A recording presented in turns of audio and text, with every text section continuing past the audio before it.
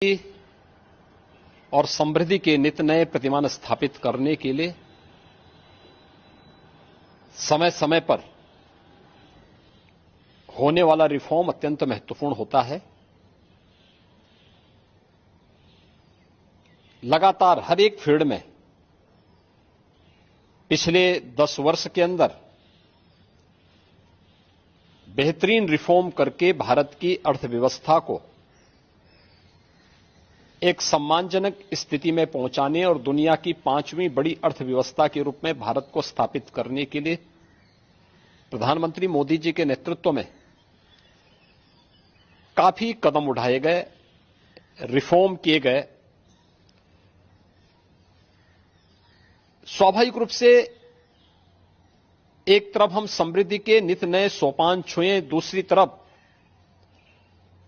अपनी राष्ट्रीय सुरक्षा को भी उतना ही महत्व देना होगा और राष्ट्रीय सुरक्षा को भी, चाहे वह सेना में,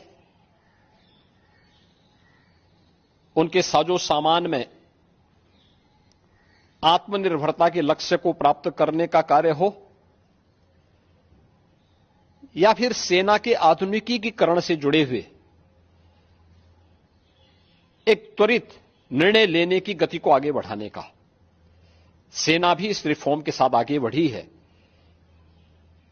आज अत्याधुनिक फाइटर विमान भारत की सेना के पास हैं। Defence manufacturing corridor Uttar Pradesh और तमिलनाडु में विकसित हो रहा है। उत्तर प्रदेश में ही हमारे डिफेंस कॉरिडोर में 6 नोड में हजारों करोड़ रुपए का निवेश आया है। भारत डायनामिक्स लिमिटेड का कार्य हो या फिर ब्रह्मोस मिसाइल बनाने की प्रगति, बहुत सारी ऐसी चीजें हैं जिसमें आज भारत ने एक लंबी छलांग लगाई है। स्वाभाविक रूप से सेना भी हमारी इस गति के साथ, इस रिफॉर्म के साथ आगे बढ़ सके। अग्निवीर की योजना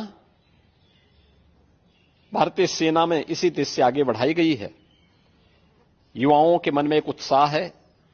10 लाख अग्निवीर भारतीय सेना के अग्निपथ के मजबूत जवान के रूप में अपनी सेवा देने के लिए आगे बढ़ रहे हैं। नौजवानों में उत्साह भी है। दुर्भाग्य है कि कुछ राजनीतिक दल, जिनके लिए स्वयं की राजनीति देश से बड़ी हो गई है, वे देश की कीमत पर राजनीति करना चाहते हैं। उनका काम ही है कि हर रिफॉर्म वाले कार्य को, हर प्रगति वाले कार्य को, हर समृद्धि वाले कार्य में टांग अड़ाना, अनावश्यक व्यवधान पैदा करना, गुमराह करना, भड़काने की बयानबाजी करना, और लगातार उनके द्वारा इस प्रकार के कृत्य किए जाते रहे हैं। और इस मुद्दे को लेकर के भी विपक्ष ने लगातार गुमराह करने का प्रयास किया। आज अग्निवीर में जहां युवा भर्ती हो रहे हैं, एक ट्रेंड युवा अग्निवीर की सेवा को पूरा करने के बाद उन्हें सेना में भी अच्छा अवसर प्राप्त होने वाला है। पैरामिलिट्री में, सिविल पुलिस में और विभिन्न सेक्टर में भी उन्हें समायोजन करने के लिए व्यवस्था दी जा रही है।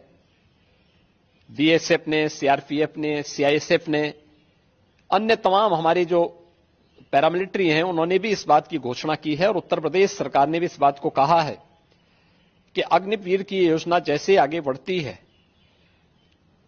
और जब ये अपनी सेवा के बाद वापस आएंगे तो हम उत्तर प्रदेश पुलिस सेवा में, पीएसी में इन नौजवानों को प्राथमिकता के आधार पर समायोजन की एक सुविधा देंगे, वेटेज देंगे। उनके लिए एक निश्चित आरक्षण की सुविधा हम अपनी सेना, अपनी पुलिस में उपलब्ध करवाएंगे। एक ट्रेन्ड मैन पावर हमें मिलेगा, अनुशासित युवा हमें मिलेगा और इसका लाभ राज्य लेने के लिए पूरी तरह हम लोग प्रतिबद्ध होंगे कि उन ट्रेंड युवाओं को हम आगे बढ़ा सकें।